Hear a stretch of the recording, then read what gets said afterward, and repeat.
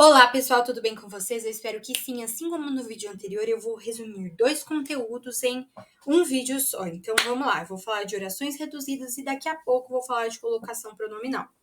Orações reduzidas. Bom, o indicativo, o subjuntivo e o imperativo constituem as formas modais do verbo, ou seja, eles indicam os diferentes modos de um fato se realizar, se concretizar. As formas nominais do verbo, infinitivo, que é pessoal e impessoal, gerúndio e particípio, como o próprio nome indica, além de terem valor verbal, podem ter a função de nomes, substantivo ou adjetivo. Vocês lembram como que fica a terminação do verbo no infinitivo? Com o R no final. Então, por exemplo, amar, comer, sorrir, tem sempre o R no final, certo? Amar, comer, sorrir, beber, cantar, tudo no infinitivo. Agora, no gerúndio, o verbo termina com NDO, NDO. Indo, fazendo, terminando, gostando, apaixonando. E aí, no particípio, o verbo termina com ado ou ido. Havia acabado, havia ido, havia concluído, havia terminado, tudo no gerúndio. Vou dar alguns exemplos para isso ficar um pouquinho mais fresco na cabeça, né? É proibido entrar e é proibida a entrada. Qual a diferença que a gente percebe aí? A gente percebe de diferença o entrar e a entrada. Por quê? O infinitivo entrar tem a mesma função do substantivo a entrada, ou seja, de sujeito de é proibido. Então, entrar e a entrada tem a mesma função, que é de sujeito do proibido ou do proibida.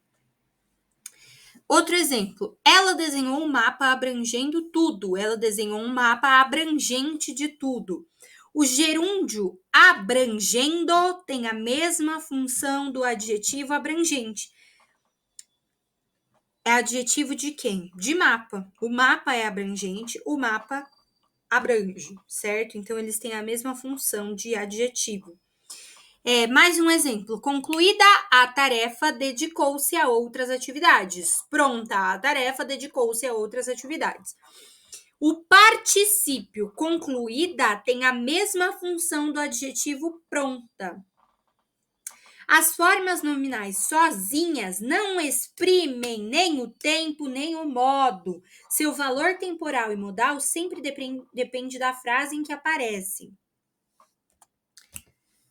Orações desenvolvidas são iniciadas por conjunção ou por pronome relativo, conectivos. Apresentam verbo flexionado. E as reduzidas, que é o tema do vídeo de hoje, as orações reduzidas não são iniciadas por conjunção ou pronome relativo. Apresentam verbo em uma forma nominal. Oração subordinada substantiva reduzida. Apresenta verbo no infinitivo pessoal ou impessoal. Oração subordinada adjetiva reduzida. Apresenta verbo no infinitivo, gerúndio ou particípio. Oração subordinada adverbial reduzida. Apresenta verbo no infinitivo, gerúndio ou particípio. Famema 2024. Ao ser desenhada, sentira-se toda garbosa, cheia de minhocas na cabeça. Primeiro, antes da gente ler o que precisa responder. O que é garbosa, meus queridos? Curiosidade do dia. Garbosa é bela, bonita, formosa, jeitosa, tá? Ao ser desenhada, sentira-se toda garbosa, toda bonita, cheia de minhocas na cabeça. A oração subordinada expressa a ideia de. Ao ser, expressa uma ideia de quê? Tempo, né, minha gente? Tempo. Porque no momento em que foi desenhada, se sentiu toda garbosa. É isso. FMJ 2024. Muitas gerações contribuíram com o meu sacrifício. Com o seu sacrifício e seu engenho para que eu não precisasse fazer mais nada através do arbusto. Ao transformar A oração sublinhada em uma oração reduzida, o verbo precisar se assume a seguinte forma. A sublinhada, não está sublinhado aí, mas a sublinhada é para que até arbusto. Então, para que eu não precisasse fazer mais nada atrás do arbusto. Quando a gente passa para a oração reduzida, o que acontece? A gente usa o verbo na forma nominal, né? E aí a gente vai colocar ele no infinitivo, no gerúndio ou no particípio, mas nesse caso a gente vai colocar no infinitivo. Então, precisasse no infinitivo fica precisar. Então, a resposta é a alternativa B. Colocação pronominal. Bom, em colocação pronominal, a gente tem a próclise, a ênclise e a mesóclise.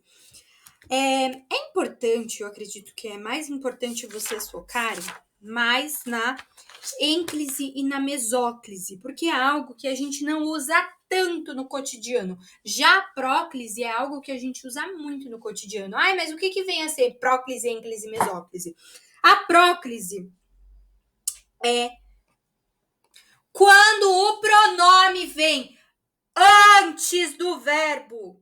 Ah, você não me falou a verdade. Não me falou. Me falou. O verbo é falou. E o me é o pronome. Então, o pronome antes do verbo é a próclise. Pronome depois do verbo é a ênclise. Lembra? Próclise é o que está antes. Pronome antes do verbo. E a ênclise? A ênclise está depois do verbo. Depois do verbo. Ai, dá um exemplinho aí. Trago-te flores. Trago-te flores. O T do trago-te flores não é trago de tagar, hein? É trago de trazer. Enfim, vamos focar. Trago-te flores. Trago-te flores. Esse T é o pronome que está vindo depois do verbo trago, que é trazer, no caso, né? Então, trago-te flores. Mesóclise. Mesóclise é quando o pronome vem no meio, né? Por exemplo, dir-lhe-ei a verdade. Dir-lhe-ei a verdade. Dir-lhe-ei, certo? Não é tão usual, belezinha? Para próclise, ênclise e mesóclise tem regras. E é isso que a gente vai visualizar aqui hoje. Bom, tenho esses quadrinhos aqui. Deixa eu ver. Eu tenho 4 quadrinhos falando de próclise, mesóclise e ênclise, as regrinhas, tá? Então, assim, se vocês quiserem printando, ó, pode printar esse se vocês quiserem. Printa esse aqui também. Embora eu ainda vá explicar. Esse daqui também. Esse daqui também.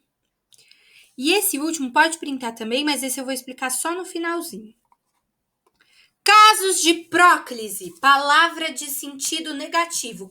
Toda vez que eu tiver uma palavra de sentido negativo, eu vou usar a próclise, tá bom? Ó, por exemplo, o que seria uma palavra de sentido negativo? Não, jamais, nunca. Não, jamais, nunca são palavras de sentido negativo. Agora, quando eu tiver advérbios sem pausa em relação ao verbo, eu também vou utilizar a próclise. Como assim advérbios sem pausa em relação ao verbo? Vamos ver exemplo? Ontem encontrei-o no ponto de ônibus. Havendo pausa indicada por vírgula, recomenda-se a ênclise. Aqui te espero pacientemente. A ênclise eu usei no exemplo de baixo, né? Ontem encontrei-o no ponto de ônibus. Esse o é o pronome que está vindo depois do verbo encontrei.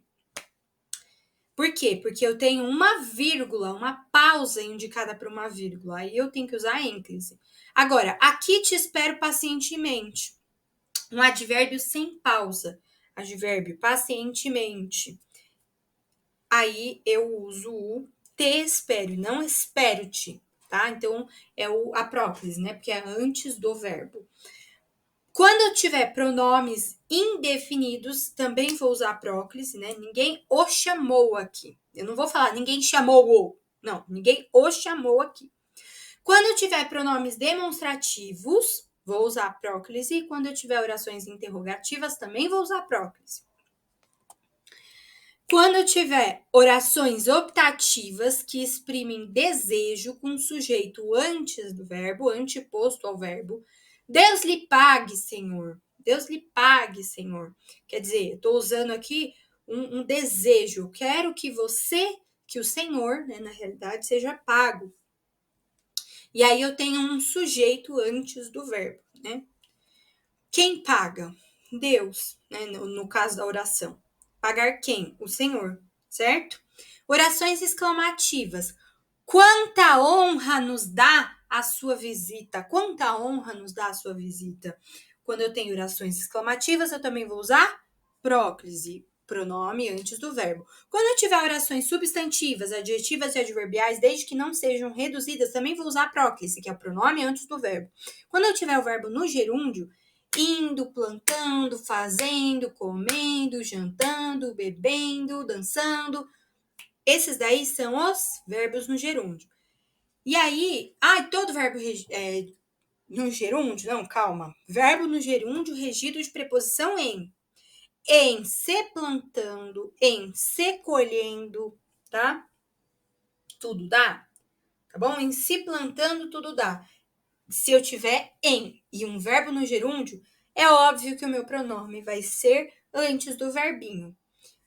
Se eu tiver verbo no infinitivo pessoal precedido de preposição, verbo no infinitivo pessoal, o que seria o infinitivo? O infinitivo é quando o verbo termina em R, né? Amar, comer, dançar, sorrir, correr, cantar. Então, verbo no infinitivo precedido de preposição. Seus intentos são para nos prejudicarem. Aí eu vou usar próclise, pronome antes do verbo. E ênclise? Quando que eu vou usar ênclise? Ênclise, quando eu tiver verbo no começo da oração, verbo no imperativo afirmativo, verbo no gerúndio e verbo no infinitivo impessoal, regido da preposição a. Então, calma. Vamos ver cada caso bonitinho. Casos de ênclise, né? Verbo no início da oração, desde que não esteja no futuro do indicativo. Trago-te flores. Verbo no imperativo afirmativo. Amigos, digam-me a verdade. Né? É um imperativo afirmativo. Eu não estou pedindo, eu estou afirmando que você vai me dizer. Entendeu a diferença? Verbo no gerúndio, desde que não esteja precedido pela preposição em. Por quê? Verbo no gerúndio regido de preposição em, eu vou usar próclise. E verbo no gerúndio não regido de preposição em, vou usar ênclise. Pronome depois do verbo. Quando eu tiver um verbo no infinitivo impessoal regido da preposição a, eu vou usar ênclise também, né? Com outras preposições é facultativo o emprego de ênclise ou próclise. Casos de mesóclise. Casos de mesóclise. É obrigatória somente com verbos no futuro do presente, no futuro do presente, no futuro do presente ou no futuro do pretérito que iniciam a oração, tá bom? Então, casos de mesóclise é obrigatória somente com verbos no futuro do presente ou no futuro do pretérito que inicia a oração. Dir-lhe-ei toda a verdade, far-me-ias um favor? Se o verbo no futuro vier precedido de pronome reto ou de qualquer outro fator de atração, ocorrerá a próclise. Eu lhe direi toda a verdade. Tu me farias um favor? E agora, como prometido, vou explicar no finalzinho a colocação do pronome átono nas colocações verbais. Oh, meu Deus. Gente, perdão por essa confusão toda que eu tenho feito no vídeo, tá? Eu estou ficando incomodada, porque eu leio certo, mas eu tô falando errado.